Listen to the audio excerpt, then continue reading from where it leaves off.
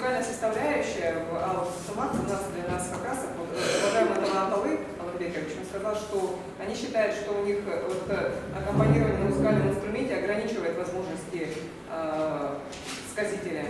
Но для нас, наверное, для хакасов очень важно, что у нас тоже есть разные разновидности. Сейчас у нас тоже есть, собственно говоря. Но вот особенно всегда почиталось именно аккомпанирование на читкане традиционно, это все такое весомое. И, конечно, музыкальная составляющая с их лейтмотивами, с особенностями ритмов, строек и так далее, оно значительно обогащает, на мой взгляд, как раз наш Алых Токымах и всю нашу культуру в целом. Спасибо, Евгений Александрович. И сейчас мы снова предоставляем Народному артисту Республики Хакасия, заслуженному деятелю искусства Республики Хакасия, руководителю ансамбля «Люгер» Вячеславу Николаевичу Кученову.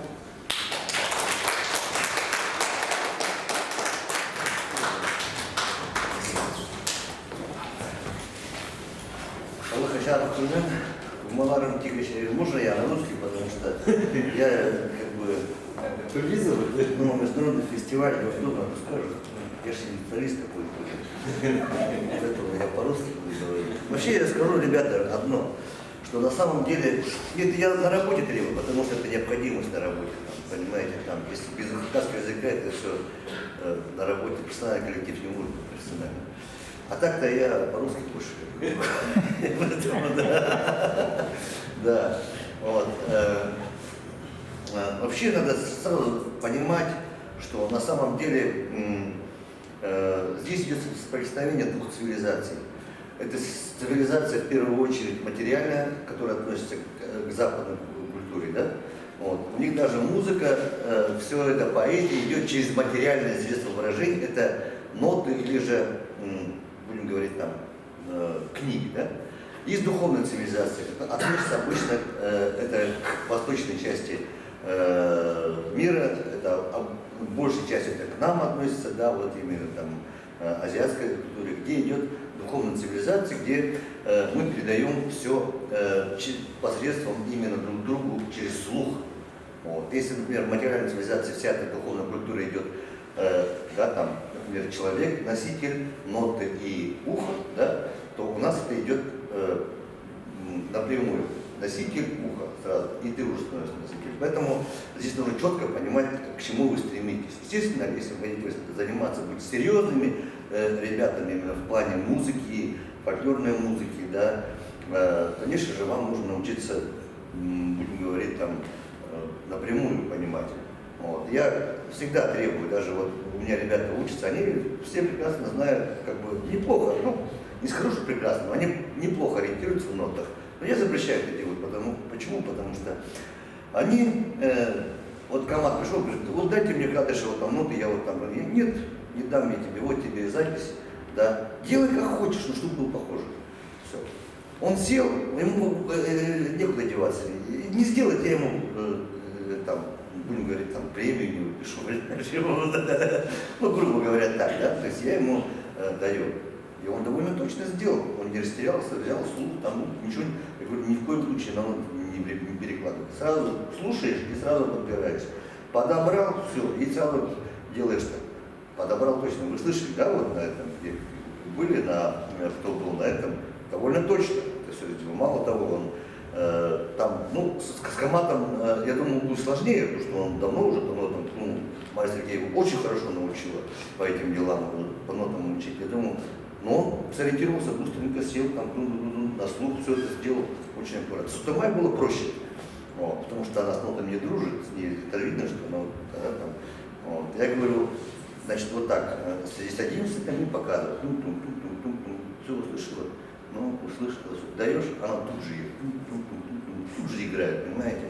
Вот. И результат сразу заметит, что он исполняет именно вот на слух, да, и он сразу подается, и сразу видно, сразу заметно.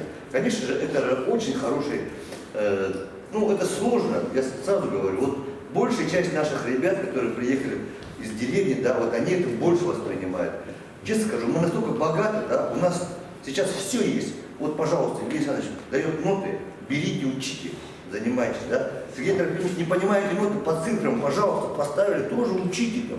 Только Чадхан купите, да, там, дома поставьте, вот, и хомус поставьте, или поставьте там, и так далее. Как хотите там, да, можете по самому сложному методу пойти, вот, то, что я предлагаю, на слух, да, потому что подобрали. Если не получается, не надо заниматься этим, занимайтесь сельским хозяйством, там, знаете, вот, копайте картошку, тоже пользуйтесь, ну, Чадхан, например, надо дома поставить, да, хомус, там, выход, все, кто-нибудь потом будет играть на нем.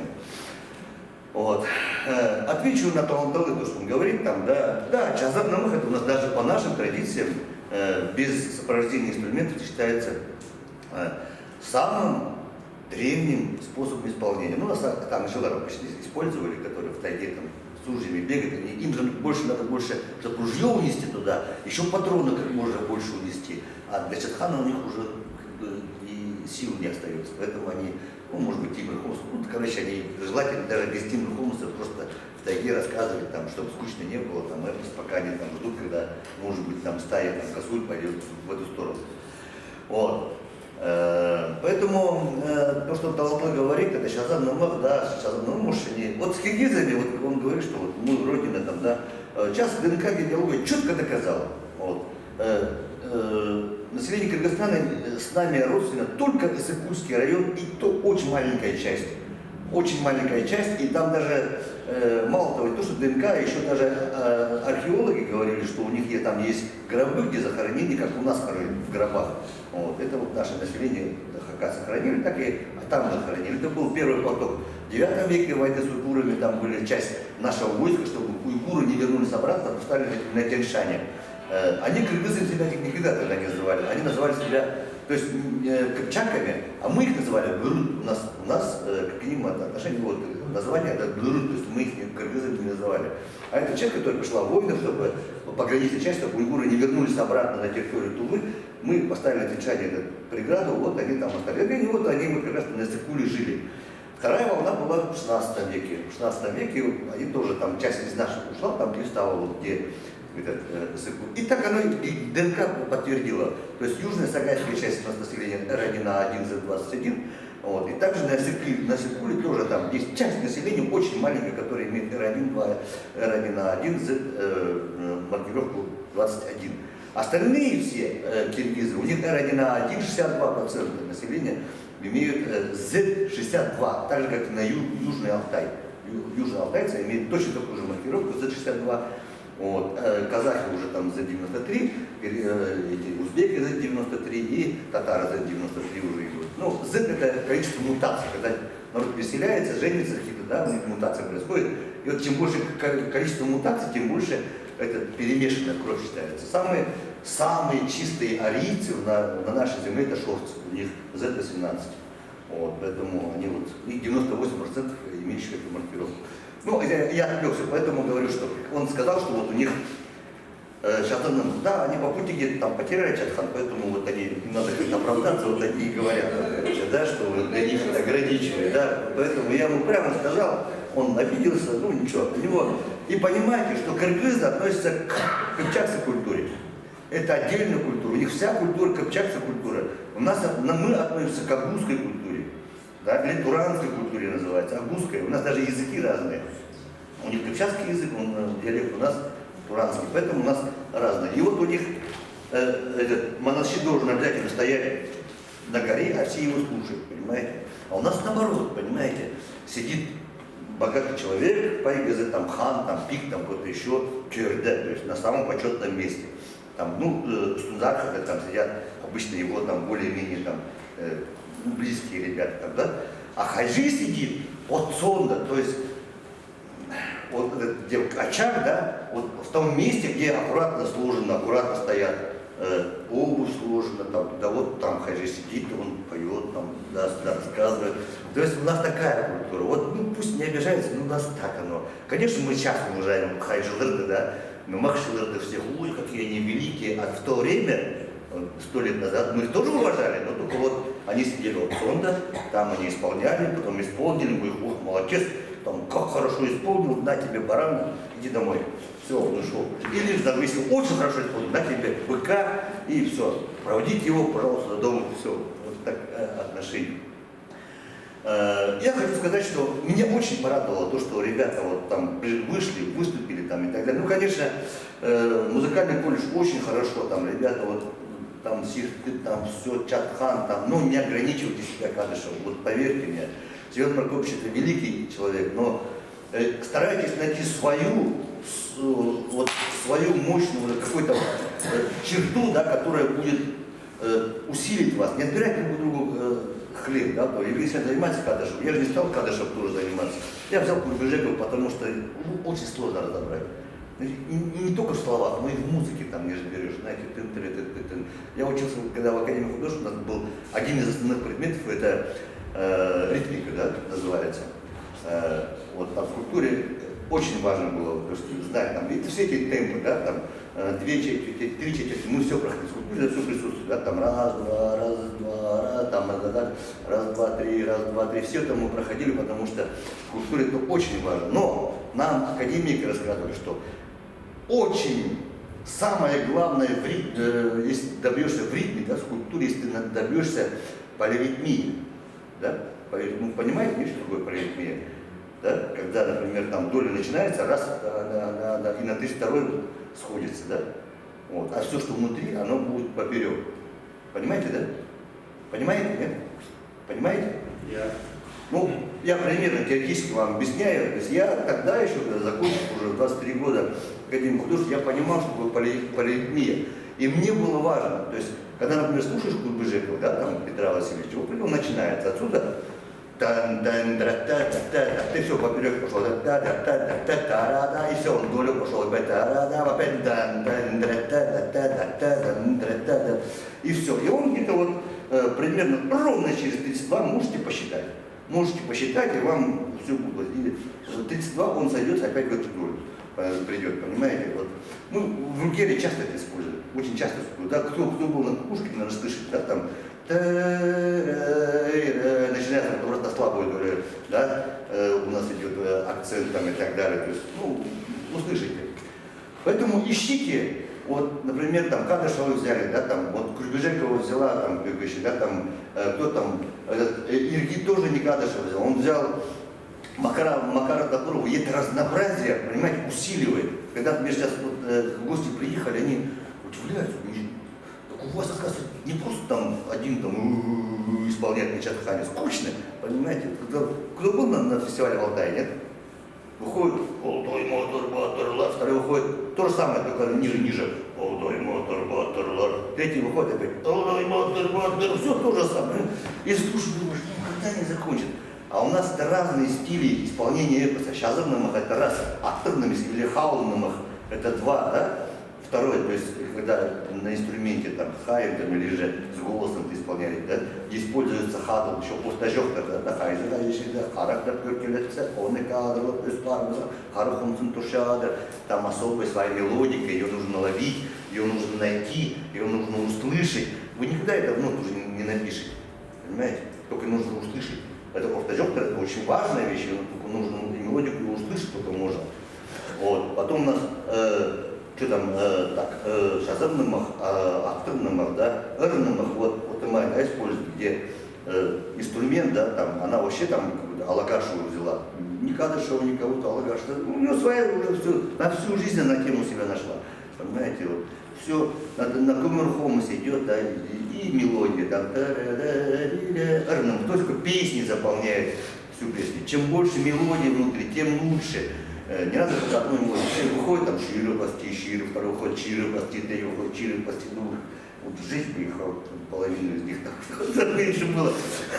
Поэтому ищите куски. Вот видите, заметили, да, Тагир выходит, того же Кадышева исполняет, но он шире пасти не исполняет, да? Он совсем уже другой кусок исполняет, на ихе, да, там и так далее.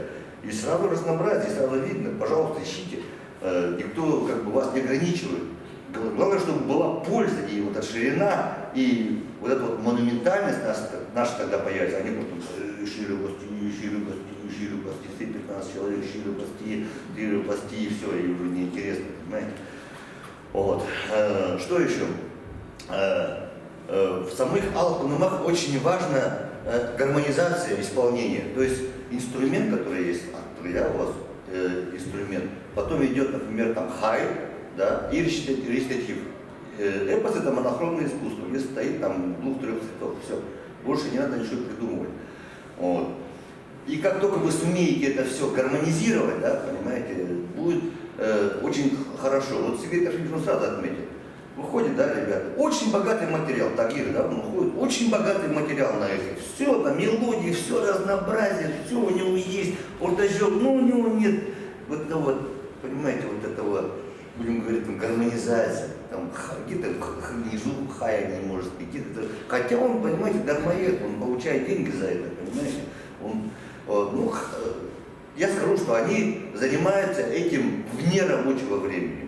Во время работы они занимаются музыкой там, нашей текущей программы, а вне рабочего времени они занимаются эпосом. Так же, как и вы. Вы, может быть, здесь в колледже не учите вот это, да, там, а вне рабочего вы там сами по себе занимаетесь. Они также этим занимаются, но успешно занимаются этим. Поэтому важно, чтобы гармония была. Вот Сергей Петрович сразу отметил, да, говорит, вот не очень, понимаете. Там, а эти сразу заметно выходят, да, и поет, и там все разнообразие, хочется слушать, да, там. Это не тувинский хомей, понимаешь, 2 минуты наслаждения, там Каргара, там все показали, бомбанадыр за 2 минуты, все, понимаете, вот. А у нас очень долго, это нужно минимум там 50-60 минут, чтобы вникнуть, да, там, Алтынмах, да, вот, ходит и начинает исполнять.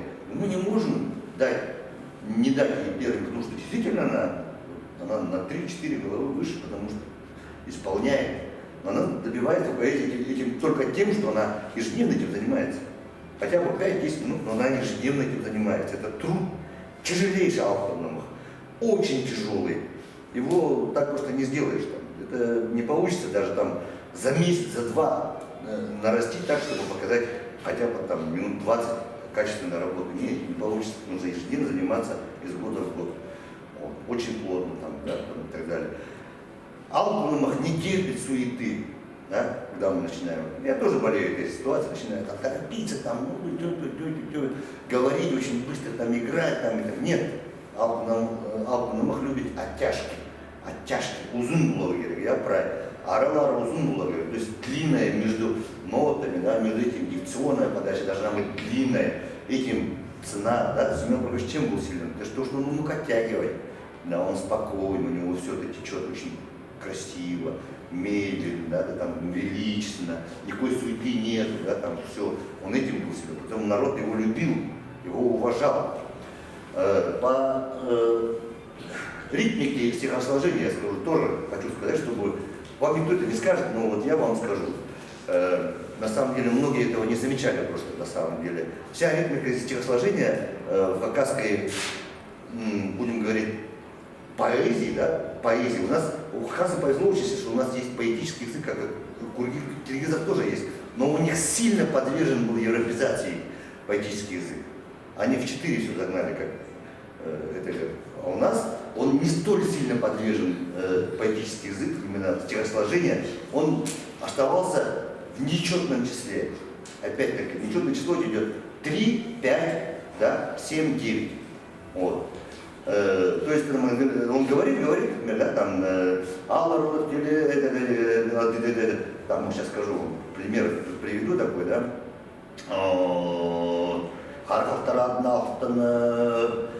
Балбада бастырып, махада шорттары, арнерлап, да, вот 4 все пошло, и 5 добавляют, обязательно 5 добавляют, добр келедер. Понимаешь? А многие наши поэты говорят, да, он там что хочет, то и поет, там, понимаешь? Нет. Вот поверьте, что когда вы начинаете смотреть и слушать, это правило идет стихосложение 3, 5, 7, 9. А когда их складываешь, например, 3, 5 складываешь, 8 получается, да? Вот. И многие даже вы посмотрите, когда он, например, делает отыгрыш, да, он делает там тан-тан-тан, да, 3 сделал, потом играет обычно 2, тра-та-та-та-та-та-та-та, и пошел играть. То есть 5 получается в общем ситуации. Если, например, он играет, например, там та-ра-та, 1, 2, 3, 4, та-ра-та-та, да, вот он сыграл здесь, за вторым разом, ну, вот эту же, да, тема та раз, два, три, четыре, пять обязательно сделать. За вторым разом. Вот как бы заметьте. И везде это, в общем, получится 9. Понимаете? Вы заметите, что вот эта вот полиритмия внутри музыки она присутствует, и внутри стихосложения она присутствует. Это характерно именно для азиатского стихосложения. И просто, ну, это вам не столь важно, просто вы имеете в виду. Это может быть будет вам полезно. Это я собственно как бы рассказываю, опыт там и так далее. Вот. И это важно очень следить. Просто иногда вы, когда не можете, будем говорить там, не надо делать раз, два, три, четыре, раз, два, три, четыре, не надо. Это все, вот понимаете, Дувинец все хорошо начал, да? Он начал там все правильно начал, потом пошла попса. И он ее туда загнал, и получилась такая култышка, понимаете, и эпос, да, начал что-то каргара исполнять, там, сыгыт исполнять, разукрашивать, все равно, что подходите на скале рисунок, а что он там рисовал? Вообще не профессиональный какой-то человек, давай мы будем там губы накрасим, красный, там, нельзя так делать, это эпос, это монохромное искусство, это нужно к нему относиться очень уважительно, поэтому наши хайшилар говорили, да, что я исполнил так, как слышал от стариков. Ничего не убавил, ничего не прибавил. Вот у Кадыша, да, вы часто услышите, он эпос заканчивает, он говорит, там, ходи в Луларда низком медек спирта, придение много спал, придение махазабан. Да, Евгений Александрович? Так же, да? Я правильно говорю, нет? Да. Вот вы ко мне обращались, я к вам тоже обращаюсь, да? Поэтому очень важно. Это очень важно. Не надо ничего выдумывать. Вы можете немножко симпровизировать там в сторону, да, там, но все равно нужно саму суть сохранить его, потому что эпос – это передача информации. Вот. Информация, там говорят, там да, там в 9 такой 9 размах руки, там конь у них там, да, вот, а мы все, это мифы, это все там сказки, там туда-сюда, а находят людей, кости, которые наши имеют 15 метров, 17 метров роста, находят, и это уже факты, понимаете? То есть они жили в кремниевый период, ничего слова, оказывается, такие люди были, понимаете, это не сказки, оказывается. Поэтому это очень важно, именно, не понимаете что-то, да, слушайте, копируйте их, да, вот, именно, скажите, Анну Васильевну Гурбежекову, да, там, она еще проще, чем Семен Прокопьевич Кадышев, там, кого там еще, Апаниса Бурнакова, слушайте, вот копируйте.